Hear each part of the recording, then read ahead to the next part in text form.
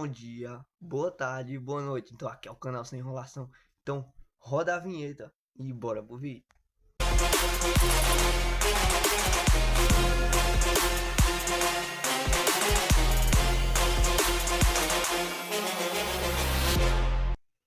Conceito sobre população. Bom, então o que seria a população?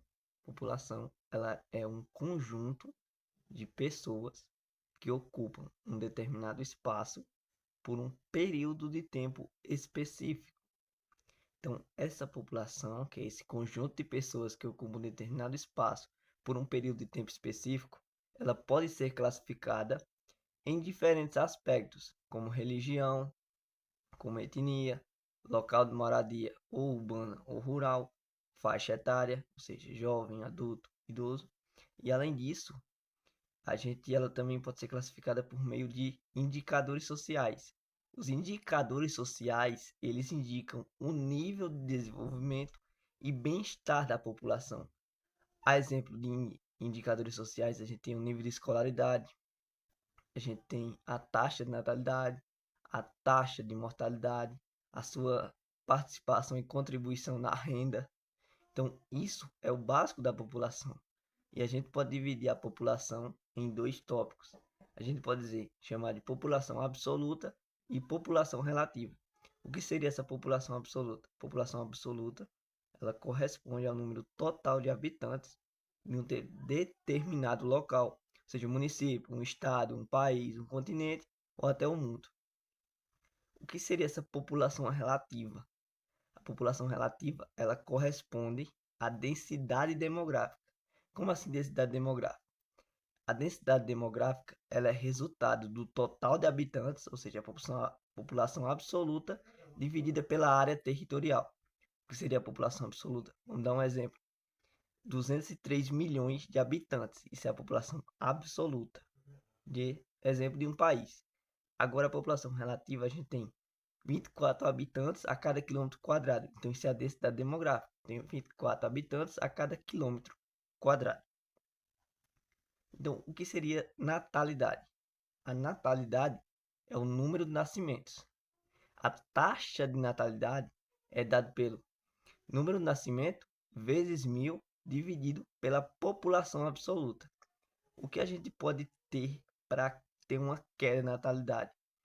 A queda no número de casamentos precoces, ou seja, casamentos durante a juventude, a ingressão da mulher no mercado de trabalho, planejamento familiar, isso pode fazer com que a gente tenha uma queda no número de nascimentos.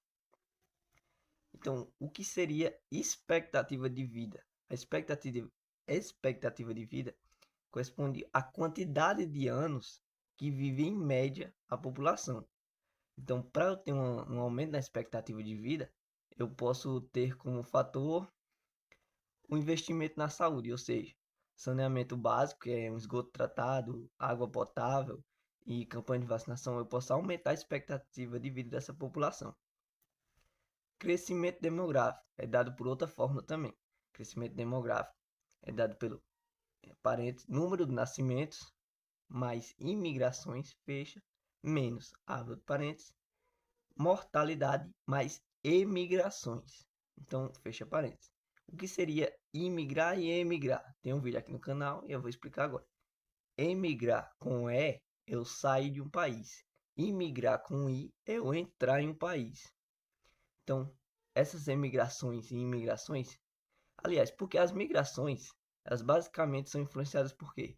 Fatores econômicos, sociais, políticos, ambientais, e elas causam efeitos positivos e negativos.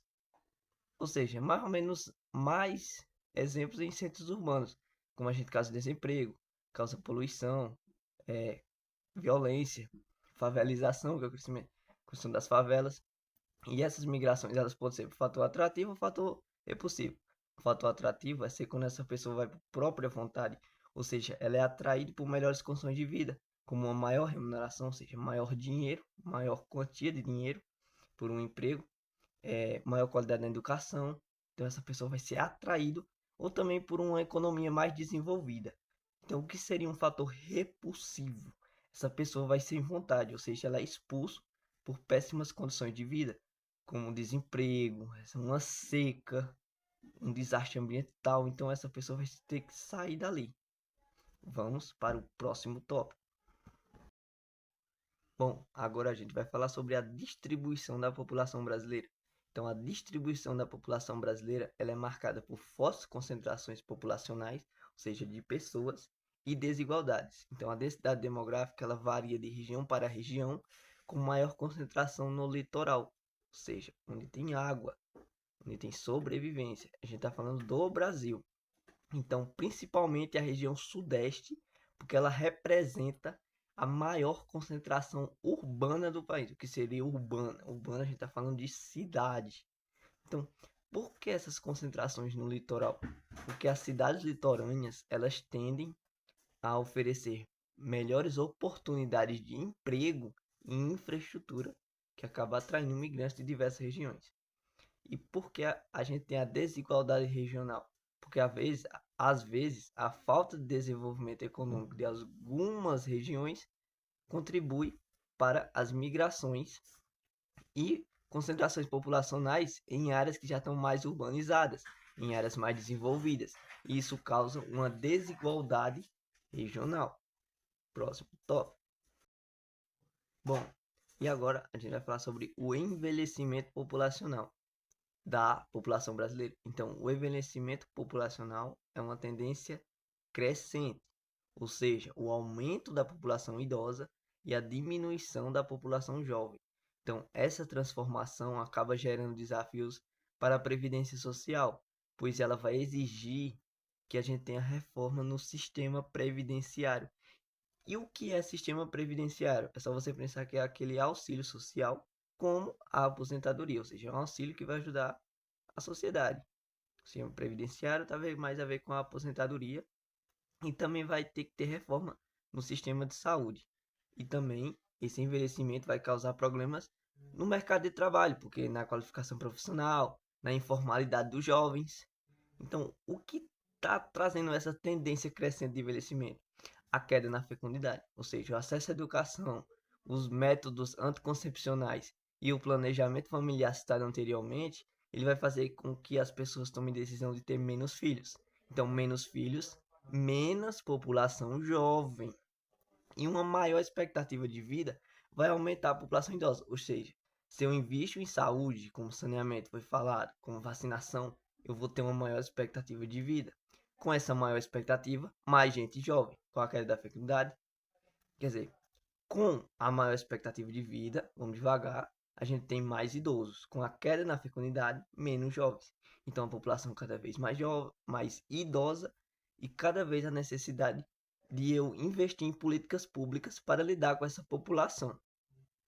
Então, entendendo, 3 pontos principais. Eu vou ter menos população jovem devido à queda da fecundidade. Eu vou ter o aumento da população idosa por causa do investimento na saúde, ou seja, a maior expectativa de vida. E eu vou causar desafios para a previdência social e também para o mercado de trabalho. Próximo tópico. Bom, agora a gente vai falar sobre a urbanização. Mas antes de eu chegar na urbanização, a gente tem que falar sobre os dois fluxos que geraram esse impacto que é a urbanização. A gente tem como dois principais do êxodo rural, que é a saída do campo para a cidade, e a migração nordeste-sudeste, ou seja, do nordeste, onde a gente tem um pouco de desenvolvimento, atrás de uma área que seja mais desenvolvida e vai acabar gerando problemas também, né? Ele vai sair de uma área que está pouco desenvolvida para uma área desenvolvida, que é a nordeste-sudeste, atrás de um centro industrializado. Isso vai gerar um impacto que é a urbanização. Então, a urbanização no Brasil, ela é marcada pelo crescimento acelerado das cidades e pela concentração nas metrópoles. E o que seria essa metrópole? É uma cidade que exerce influência sobre as demais cidades ou regiões, seja cultural, seja política ou econômica, e ela seja na sua região ou não, ela é influente. Então a gente tem exemplo São Paulo, Rio de Janeiro e Brasília, que são centros urbanos que sofreram com a urbanização e sofrem desafios parecidos, como o desafio de moradia, ou seja, uma falta de uma moradia acessível, desafios com saneamento básico, ou seja, falta de acesso à água potável, esgoto tratado, é, no transporte, falta de transportes públicos acessíveis, violência, mas as duas características marcantes do processo de urbanização no Brasil é a favelização, ou seja, o surgimento das favelas, que é por causa desse crescimento acelerado, e a segregação socioespacial. E agora que palavra é essa, hein? Segregação socioespacial tem a ver com a desigualdade de espaço. Ah, não tô entendendo. Dá um exemplo aí, Diego. Um exemplo é a gente ter o centro mais infraestruturado e a periferia. Então, entender como segregação socioespacial essa desigualdade de espaço. Próximo tópico. Bom, galera, agora a gente vai falar sobre a diversidade étnico-racial. Então, a população do Brasil ela é formada pela mistura entre indígena, africano e europeu. Então, essa diversidade, no entanto, ela apresenta desigualdades sociais e econômicas que refletem muitas épocas de discriminações e exclusão. Então, um fator que pode ajudar a mudar esse cenário é ações afirmativas, ou seja, contra o racismo, ações contra o racismo para promover a igualdade. Então é só lembrar que diversidade étnico-racial a gente tem a mistura de indígena, africano e europeu, e que um fator que poderia ajudar isso depois de tanta discriminação é o combate ao racismo. Coisa básica e coisa óbvia. E a gente já falou sobre indicadores sociais mais para trás, mas vamos falar de novo para a gente terminar esse vídeo completo. Então, o indicador social ele indica o nível de desenvolvimento econômico, ou seja, econômico, não só econômico, desenvolvimento e bem-estar, que pode dar o nível de escolaridade, a taxa de natalidade, a taxa de mortalidade, o nível, todos os níveis. E um exemplo que a gente dá aqui é o IDH, que é o Índice de Desenvolvimento Humano, como está se desenvolvendo a humanidade. Então, se você gostou do vídeo, deixa o like, se inscreve no canal, comenta aí se você quer que eu fale mais alguma coisa sobre esse assunto, se tá tudo ok e tchau.